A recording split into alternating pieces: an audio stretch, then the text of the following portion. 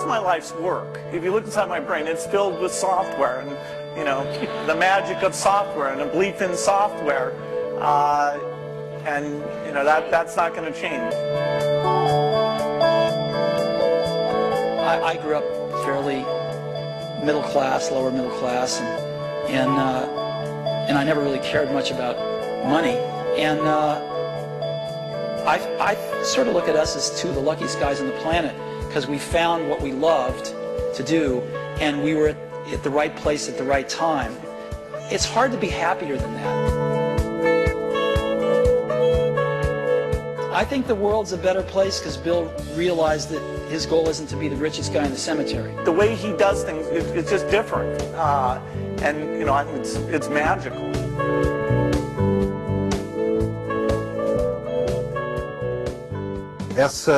Essa conversa entre Bill Gates e Steve Jobs acontece no segundo semestre de 2007. O Jobs estava de volta à Apple fazia 10 anos mais ou menos, e o Gates estava a 1 ano de se aposentar definitivamente e ir para a filantropia. Os dois já eram empresários de notado sucesso, a Apple ainda não era maior que a Microsoft. A relação deles tinha sido sempre uma relação meio áspera, um às vezes precisava do outro, isso aconteceu em vários momentos. Todo mundo queria ver esse encontro. Bill Gates é o sujeito que inventou a indústria do software. E de certa forma, Steve Jobs, junto com o sócio dele, Steve Wozniak, são os dois caras que inventaram a indústria do computador pessoal. O computador pessoal só faz sentido se você tem programas, e programas, evidentemente, só fazem sentido se pessoas estão comprando computadores. E de repente você tem esses dois sujeitos, é claro que outras pessoas contribuíram, mas de repente você tem esses dois sujeitos que representam tanto e que nesse momento, em 2007, já estavam no pico das suas carreiras, ainda extremamente produtivos. De repente vocês têm os dois se encontrando com tanta história para contar, com tantas brigas nos seus passados. Como é que eles vão reagir? Estava todo mundo muito ansioso para ver a entrevista. Eu acho que a maior surpresa para todos os observadores é que eles se trataram bem, eles estavam nostálgicos, eles estavam gostando de ter aquela conversa, quase que uma conversa informal mesmo, entre duas pessoas que se conhecem há muito e estão falando sobre o passado. Let's get started. I wanted to ask, there's been a lot of like mano a mano catfight kind of thing in a lot of the blogs and the press and stuff like that, and we wanted to, the first question I kind of was interested in asking is what you think each has contributed to the computer and technology industry, starting with you, Steve, for Bill, and vice versa. Well, you know, Bill built the first software company in the industry, and I think he built the first software company before anybody really in our industry knew what a software company was, except for these guys. And that was huge. That was really huge. And the business model that they ended up pursuing turned out to be the one that worked really well, you know, for the industry. Mm-hmm. So I think, but the biggest thing was Bill was really focused on software before almost anybody else had a clue that it was really the software. That's what I see. I mean, a lot of other things you could say, but that's the high order bit. And I think building a company is really hard, and it requires your greatest persuasive abilities to hire the best people you can and keep them at your company and keep them working, you know, doing the best work of their lives, hopefully. And Bill's been able to stay with it for all these years. So, Bill, how about the contribution of Steve and Apple? Well, first I want to clarify, I'm not fake Steve Jobs. You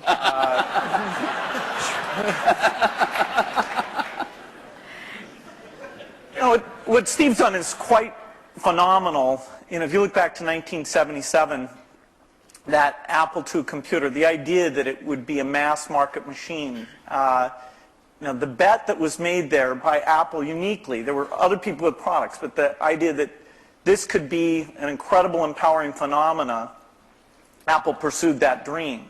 You know, then one of the most fun things we did together was the Macintosh, and that was so risky. And people may not remember that Apple really bet the company. Lisa hadn't done that well, and you know, some people were saying, okay, that general approach wasn't good. But the team that Steve built, even within the company, to pursue that even some days it felt a little ahead of its time. Steve gave a speech once, which is one of my favorites, where he talked about, in a certain sense, we build the products that we want to use ourselves. And so he's really pursued that with incredible taste and elegance that has had a huge impact on the industry. And his ability to always come around and figure out where that next bet should be has been phenomenal. Apple literally was failing when Steve went back and reinfused the innovation and risk-taking that have been phenomenal. So the industry's benefited immensely from his work. We've both been lucky to be part of it, but I'd say he's contributed as much as anyone. We've also both been incredibly lucky to have had great partners that we started the companies with, and we've attracted great people.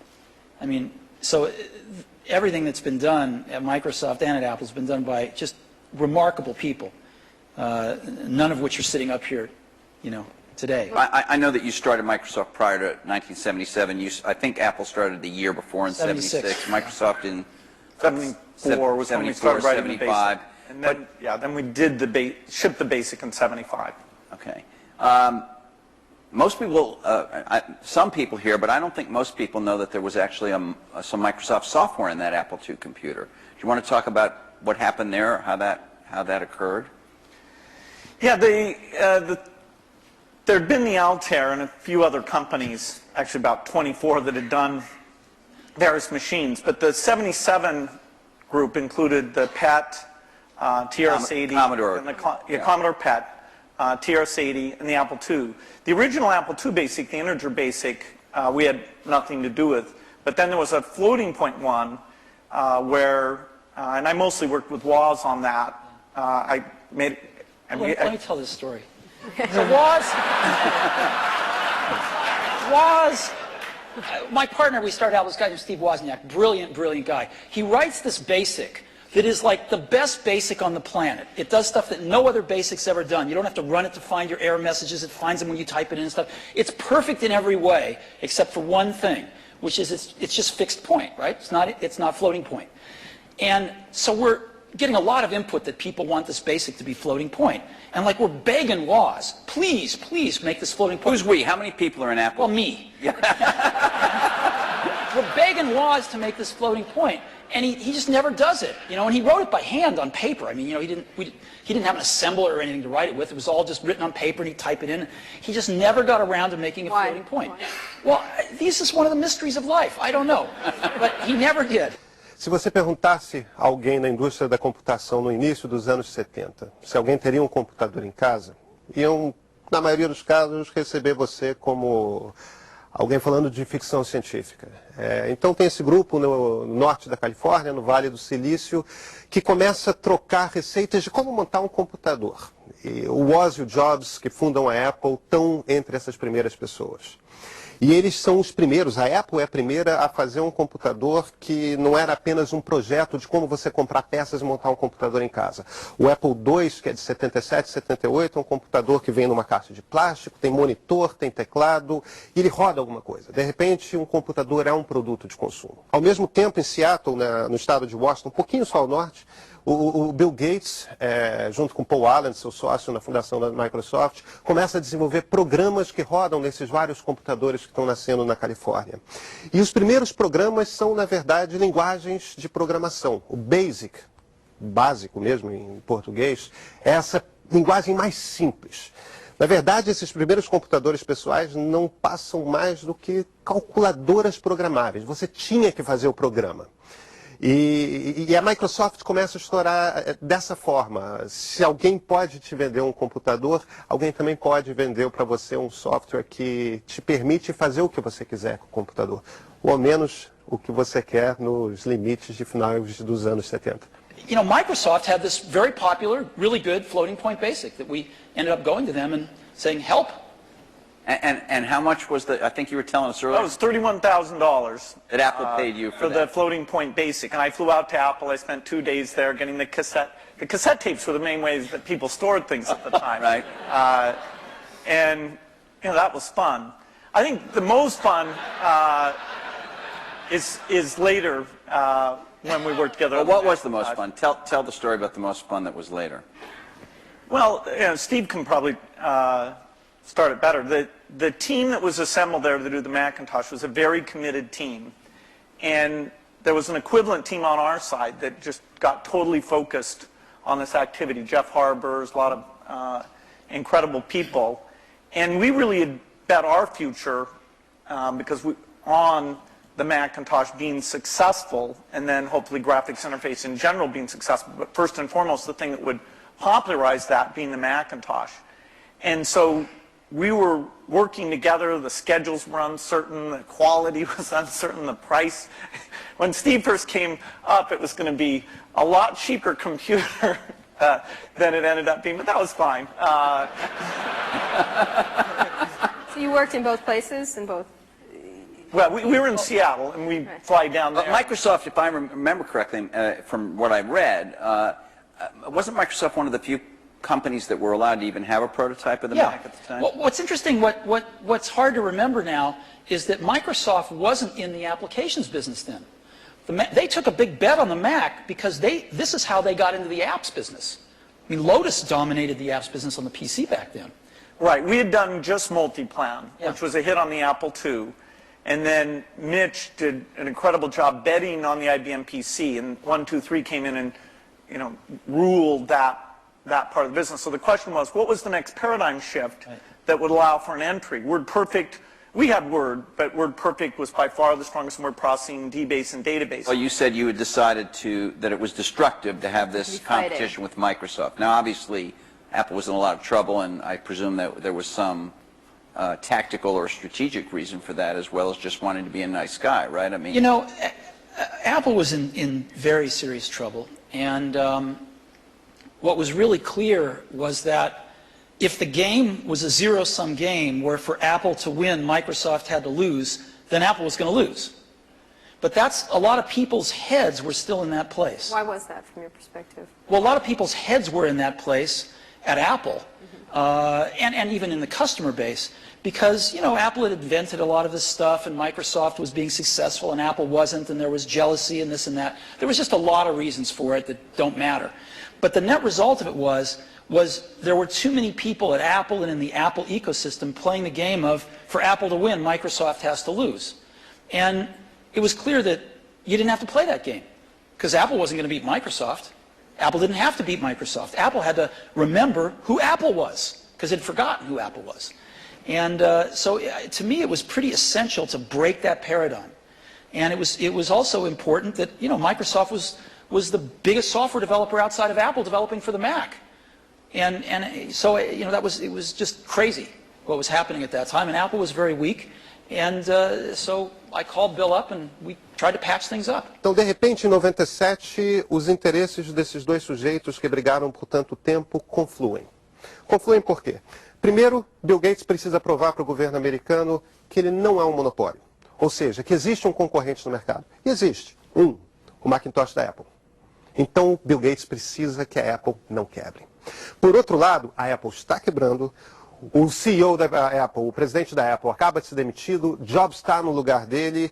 E ele precisa dar algum tipo de sinal para o mercado de que a Apple consegue sobreviver. Como que a Apple consegue sobreviver? Se uma grande empresa, se o homem mais rico do mundo se compromete em escrever programas para a Apple e mais do que isso, investir. Então o próprio Gates investe $100 mil na Apple. Em 97, eles fazem esse acordo, é um acordo que ninguém esperava, e esse acordo é anunciado, o investimento da Apple, o investimento da Microsoft, o compromisso da Microsoft em desenvolver programas para a Apple. De repente, os dois interesses confluem, é sobre isso que o Jobs está falando agora. And since that time, we've had a team that's fairly dedicated to doing the Mac applications, and they've always been treated kind of in a unique way so that they can have a pretty special relationship with Apple. And that's worked out very well. In fact, every couple years or so, there's been something new that we've been able to do on the Mac, and it's a great business for us. And it's actually, the relationship between the Mac development team at Microsoft and Apple is a great relationship. It's one of our best developer relationships. Okay, so how do you look at Microsoft from an Apple perspective? I mean, you compete in computers, and if you look at the reason that the iPod exists and that Apple's in that marketplace, it's because these really great Japanese consumer electronics companies who kind of owned the portable music market for a long, invented it and owned it, couldn't do the appropriate software, couldn't conceive of and implement the appropriate software. Because an iPod's really just software. It's software in the iPod itself, it's software on the PC or the Mac, and it's software in the cloud for the store. And it's in a beautiful box, but it's software. If you look at what a Mac is, it's OS 10, right? It's in a beautiful box, but it's OS 10. And so the big secret about Apple, of course, not so big secret maybe, is that Apple views itself as a software company. And there aren't very many software companies left. And Microsoft is a software company. And so, you know, we look at what they do and we think some of it's really great. And we think some of it's, a little bit of it's competitive and most of it's not. Alan Kay had a great quote back in the 70s, I think. He said, people that love software want to do their own hardware. You know? Well, Bill loves software. No, I can resist that. The question is, are there markets where the innovation and variety you get is a net positive? The negative is that in the early stage, you really want to do the two together. So you want to do prototyping and things like that. You know, really is one thing. And then let's take the phone market. We think we're on 140 different kinds of hardware. We think it's beneficial to us that even if we did a few ourselves, it wouldn't give us what we have through those partnerships. Likewise, if you take the robotics market, very undeveloped. We have over 140 all tiny volume robots using Microsoft software, and the creativity, building toys, security things, medical things.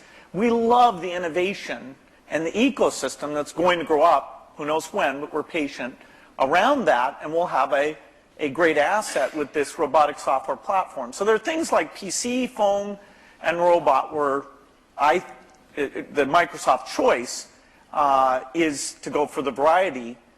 Apple's great. They're, you know, for them, they do what works super well for them.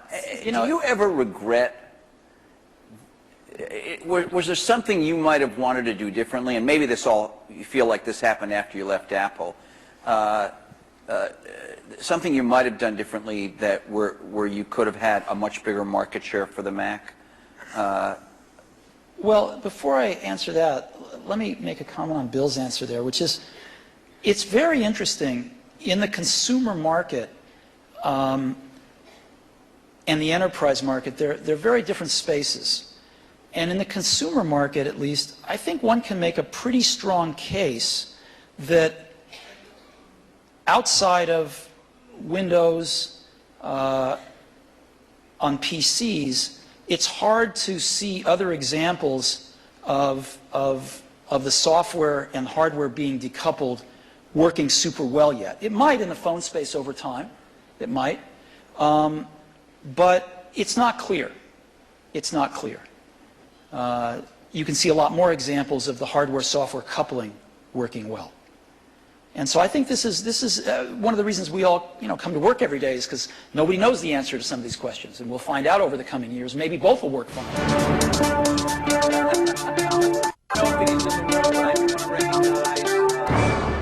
Is there some moment you feel like I should have done this or Apple should have done that and we could have had? There's a lot of things that happened that I'm sure I could have done better when I was at Apple the first time, and a lot of things that happened after I left that I thought were wrong turns, but it doesn't matter. It really doesn't matter, and you kind of got to let go of that stuff, and we are where we are. So we tend to look forward, and one of the things I did when I got back to Apple 10 years ago was I gave the museum to Stanford and all the papers and all the old machines, and kind of cleared out the cobwebs and said, let's stop looking backwards here. It's all about what happens tomorrow. And because you can't look back and say, well, gosh, I wish I hadn't gotten fired, I wish I was there, I wish this, I wish that. It doesn't matter. And so let's go invent tomorrow rather than worrying about what happened yesterday. Ele, durante uns 2, 3 anos, ele se apresenta como CEO interino, ou, no modo de Steve Jobs, no CEO, ICEO, e começa a pensar Como deve ser essa transformação? O primeiro passo é uma campanha publicitária, o Think Different, pense diferente. E dessa forma ele relembra aos consumidores o que a Apple representa, uma maneira diferente de você pensar em computadores pessoais. O segundo passo é um computador completamente diferente. Ele encontra um belo designer na equipe da Apple, Jonathan Ive, faz um computador branco com a traseira feita com plástico translúcido azul, é uma forma diferente. Ele chama esse computador de iMac. O passo seguinte é uma estratégia que vai revolucionar por completo a indústria da tecnologia, que é pensar no computador não mais como um aparelho que serve para você resolver coisas, mas pensar no computador como o centro, eles chamam em inglês de hub, né, de nó, de toda a sua vida. O que nós conhecemos hoje, ao longo dessa virada de século dos anos 2000, começa a se desenvolver. How do you look at the landscape at this moment and what's happening, especially in the internet space? I think it's super healthy right now. I think there's a lot of young people out there building some great companies who want to build companies, who aren't just interested in starting something and selling it to one of the big guys, but who want to build companies. And I think there's some really exciting companies getting built out there. Some next generation of stuff that you know, some of us play catch up with, and you know, some of us find ways to partner with and things like that. But there's a lot of activity out there now, wouldn't you say? Yeah, I'd say it's a healthy period. Yeah. The notion of what the new form factors look like, what natural interface can do, the ability to use the cloud, the internet, to do part of the task in a complementary way to the local experience. There's a lot of invention that the whole approach of startups, the existing companies who do research, we'll look back at this as one of the great periods of invention. I think so too.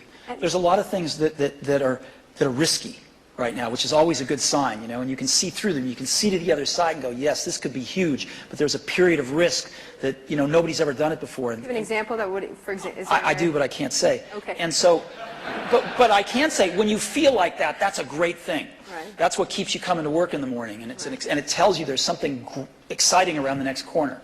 Em que momento nós estamos quando essa entrevista acontece?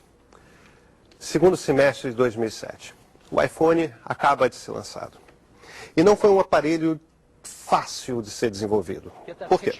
O Jobs queria que o iPhone usasse toda a sua superfície como tela. Para você usar toda a superfície como tela, para ter uma tela maior, para ver fotografia, vídeo, tudo mais, para navegar na internet, você não pode ter botões.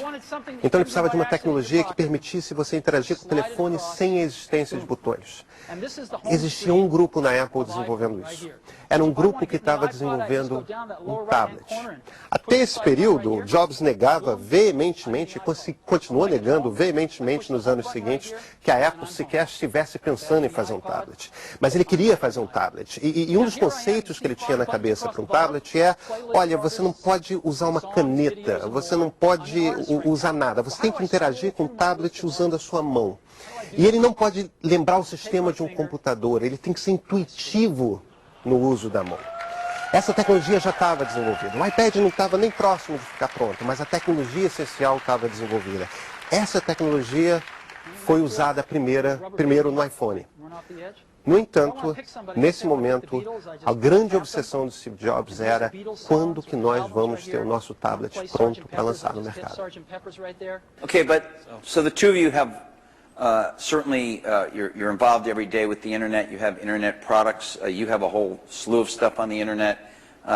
You have iTunes and .Mac and all of that. But on another level, you're the guys who represent the rich client, the personal computer, the big operating system and all that. And there is a certain school of thought, and I'm sure it's shared by some people in the room, that this is all migrating to the cloud and you'll need a fairly light piece of hardware that won't have to have all that investment, all the kind of stuff you guys have done throughout your careers.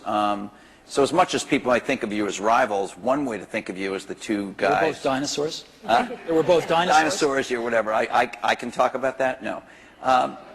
Seriously, is there in 5 years, is the personal computer is still going to be the linchpin of all this stuff? Well, you can say that it'll be predicted that it won't be. You know, the network computer took us over about 5 years ago. We disappeared.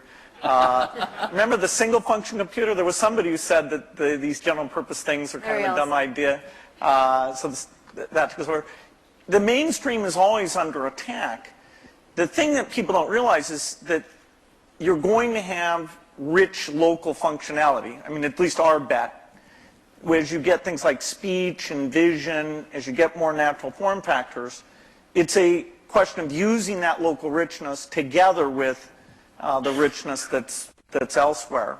And as you look at the device, say, that's connecting to the TV set or connecting in the car, there are lighter weight hardware internet connections. But when you come to the full screen, rich, you know, edit the document, create things, you know, I think we're nowhere near where we can be on making that stronger. I'll give you a concrete example. I love Google Maps, use it on my computer, you know, in a browser. But when we were doing the iPhone, we thought, wouldn't it be great to have maps on the iPhone? And so we called up Google, and they'd done a few client apps in Java on some phones, and they had an API that we worked with them a little on. And we ended up writing a client app for those APIs. They would provide the back-end service. And the app we were able to write, since we're pretty reasonable at writing apps, blows away any Google Maps client. Just blows it away. Same set of data coming off the server, but the experience you have using it is unbelievable. It's way better than the computer. And just in a completely different league than what they'd put on phones before. And, you know, that client is the result of a lot of technology on the client, that client application. So when we show it to them, they're just blown away by how good it is. And you can't do that stuff in a browser. Nesse momento, o Jobs começa a vê-los como concorrentes. Qual era a grande implicância que o Jobs tinha com a turma do Google? Ele achava que eles eram grandes engenheiros e que, no entanto, eram incapazes de fazer máquinas atraentes ou softwares atraentes. Nesse momento da relação do desenvolvimento do iPhone, o que ele tenta mostrar para o Sergey Brin e para o Larry Page do Google, os fundadores do Google, é justamente isso. Olha, vocês têm essa peça de engenharia fantástica que é o Google Maps, e, no entanto, vocês não conseguem fazer um software para ler esses mapas bem. E ele faz isso. Ele faz um software que usa o sistema do Google e, no entanto, transparece para o leitor de forma muito mais simples. São várias mudanças que acabaram vindo a ser incorporadas depois nos celulares Android e no próprio Google Maps que nós vemos na web. Essa, no fim das contas, é engraçado porque é a penima do Jobs com a maioria dos seus concorrentes. É a penima do Jobs com Bill Gates, no fim das contas. O software é bom, mas ele é feio, ele é difícil de usar. O lado da engenharia foi muito bem pensado, o lado da interação com o ser humano não foi. Architecturally, the question is, do you run just in the cloud and all you have down locally is the browser? And that is the same question for the phone as it is for the full screen device. There'll always be different screen sizes because these are, you know, the 5-inch screen does not really compete with the 20-inch screen, does not compete with the big living room screen. Those are things that there'll be some type of computing behind all of those things, all connected to the internet. But the idea that locally you have the responsiveness of immediate interaction without the latency or bandwidth limitations that you get if you try and do it all behind, that's what leads to the right balance. What does that device look like in 5 years? What would be your principal device? Is there one or? Is it a, I think you use, I could be wrong, I think you carry a tablet, right? Right, which has not necessarily stormed the world yet. Yeah, this is like Windows 1992, I think. That is, I'm unrepentant on my belief. What would you think each would be? I assume you carry a tablet PC. I don't know what brand it is. Maybe you change them up. I don't know. You obviously carry a MacBook Pro, I would guess, or what's your device in 5 years that you rely on the most? I don't think you'll have one device. I think you'll have a full screen device that you can carry around, and you'll do dramatically more reading off of that. Yeah, I mean, I believe in the tablet form factor. I think you'll have voice. I think you'll have ink. You'll have some way of having a hardware keyboard and some settings for that. And then you'll have the device that fits in your pocket, which the whole notion of how much function should you combine in there. You know, there's navigation computers, there's media, there's phone. Technology is letting us put more things in there, but then again, you really want to tune it so people know what they expect. So there's quite a bit of experimentation in that pocket-sized device. But I think those are natural form factors, and it will have the evolution of the portable machine and the evolution of the phone will both be extremely high volume, complementary. That is, if you own one, you're more likely to own the other. And then at home, you'd have a setup that they all plug into? Well, at home, you'll have your living room, which is your 10-foot experience, and that's connected up to the internet. And there you'll have gaming and entertainment, and there's a lot of experimentation in terms of what content looks like in that world. And then in your den, you'll have something a lot like you have at your desk at work. You know, the view is that every horizontal and vertical surface will have a projector, so you can put information. So what's your 5-year outlook at the devices you'll carry? You know, it's interesting. The PC has proved to be very resilient. Because as Bill said earlier, I mean, the death of the PC has been predicted every few years. And here, when you're saying PC, you mean personal computer in general, not just Windows PCs. I mean personal computer in general. You can sort of see that there's something starting again. It's not clear exactly what it is, but it will be the PC maybe used a little more tightly coupled with some back-end internet services and some things like that. And of course, PCs are going mobile in an ever greater degree. So I think the PC is going to continue, this general purpose device is going to continue to be with us and morph with us, whether it's a tablet or a notebook or a big curved desktop that you have at your house or whatever it might be. So I think that'll be something that most people have, at least in this society. In others, maybe not, but certainly in this one. But then there's an explosion that's starting to happen in these, what you call post-PC devices, right? And you call the iPod one of them. I think there's just a category of devices that aren't as general purpose, they're really more focused on specific functions, whether they're phones or iPods or Zunes or what have you. And I think that category of devices is going to continue to be very innovative, and we're going to see lots of them. Give me an example of what that would be. Well, an iPod is a post-PC device. A phone is a post-PC device. We're getting to the point where everything's a computer in a different form factor. So what? Right? So what if it's built with a computer inside it? It doesn't matter. It's what is it? How do you use it? You know, how does the consumer approach it? E aí a gente começa a caminhar em direção ao que tanto Gates quanto Jobs veem como a era pós-PC, pós-computador pessoal. Ele era único, ele começa a virar o centro dessa vida digital e de repente ele começa a desaparecer. Ele começa a virar mais um aparelho quando toda a informação de fato vai para a nuvem. Não importa qual o aparelho que você tenha na mão, pode ser o tablet, pode ser o seu celular, pode ser um player de MP3, pode ser de repente o seu próprio computador, seja um notebook, seja um computador de mesa, pode ser uma máquina que não seja sua num cybercafé em algum canto do mundo. Não importa. Todas as informações estão sempre acessíveis. Eles, nesse momento, em 2007, estão justamente no meio desse caminho que começa a se completar agora, que é a concretização da era pós-PC. Outside of the computing area, what are the exciting areas in the internet space at all that you're looking at that you find that's interesting to each of your companies and in general for you? Any kind of social networking, any kind of the wikis, those kind of things we've talked about in the past couple, today, essentially.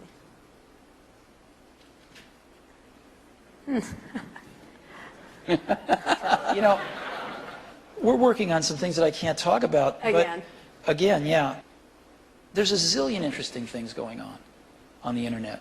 The most interesting things to me are these incredible new services that people are bringing up. And surrounding entertainment or? There's a lot of them surrounding entertainment, but there's a lot of them that have to do with just sort of figuring out how to navigate through life a little more efficiently. And I think, it's really great when you show somebody something and you don't have to convince them they have a problem that this solves. They know they have a problem. You can show them something, they go, oh my God, I need this. Microsoft, if I remember correctly, from what I've read, do you worry about not being as nimble, both of you? I mean, obviously Microsoft's a much bigger company, but you're a big company. Steve, Apple is. Do you worry about not being as nimble as somebody sitting out there with, you know, the kind of 10 employees that you guys had in 1977?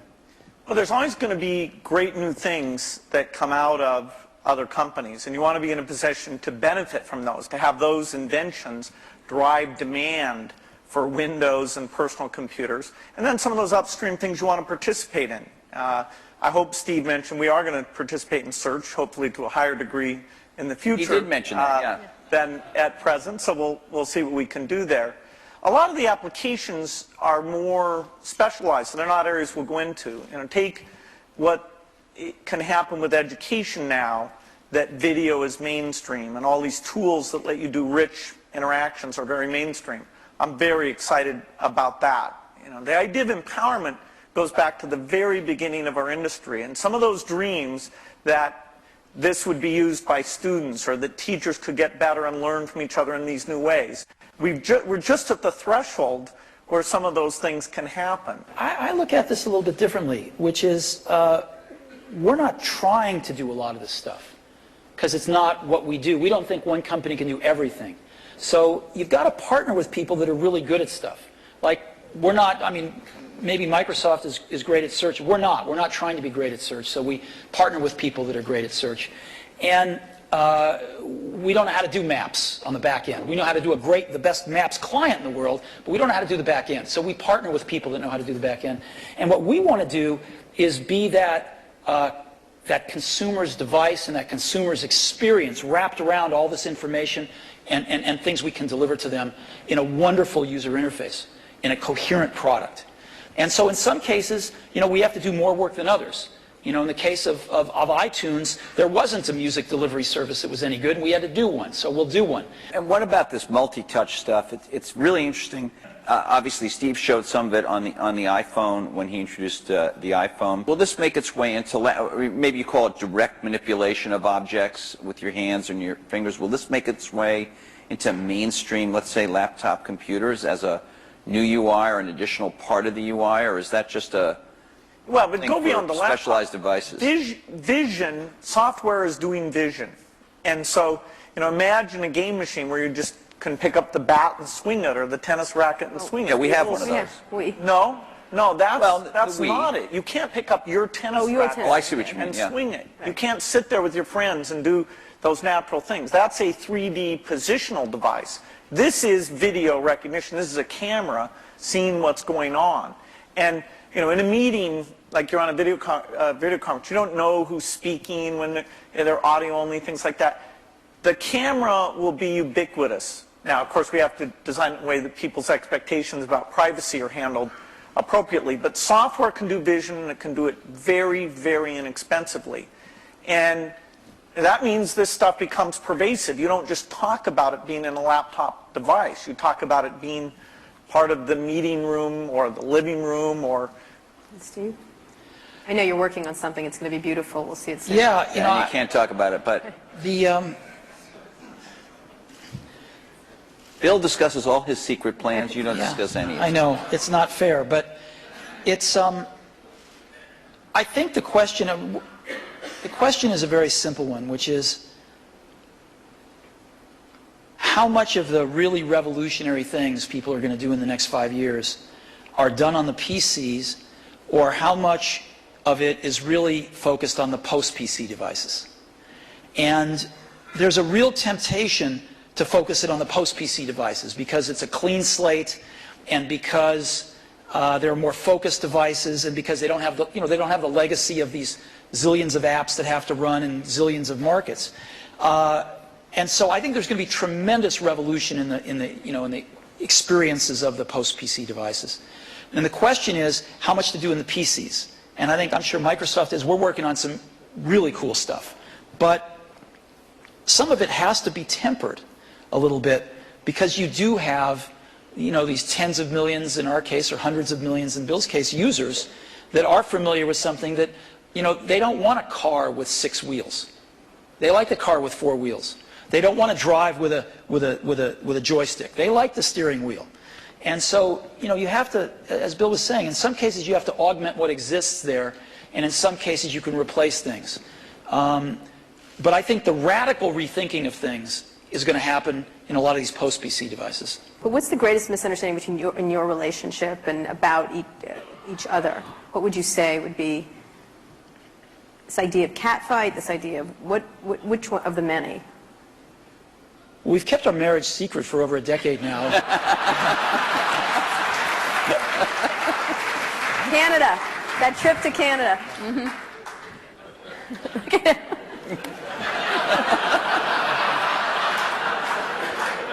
Was there? I don't think either of us have anything to complain about in general. And I know that the projects, like the Mac project, was just an incredible thing, a fun thing where we were taking a risk. We did look a lot younger in that video. We did. You looked 12 in the first one. That's how I try and look. It was 12. The Macintosh, of all the machines I've ever seen, is the only one that meets that standard.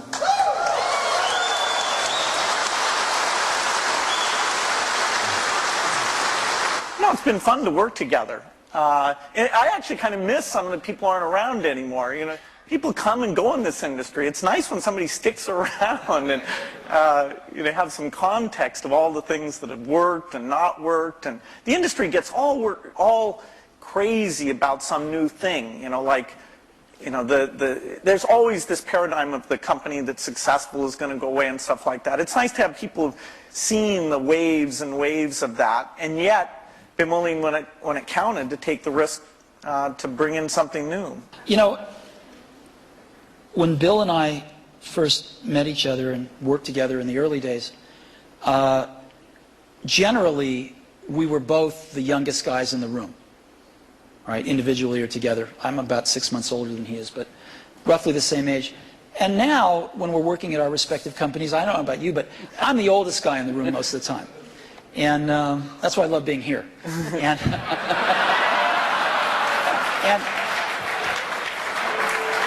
so Happy to oblige. Happy to oblige. And I think of most things in life as either a Bob Dylan or a Beatles song. But there's that one line in that one Beatles song, you and I have memories longer than the road that stretches out ahead. And that's clearly true here.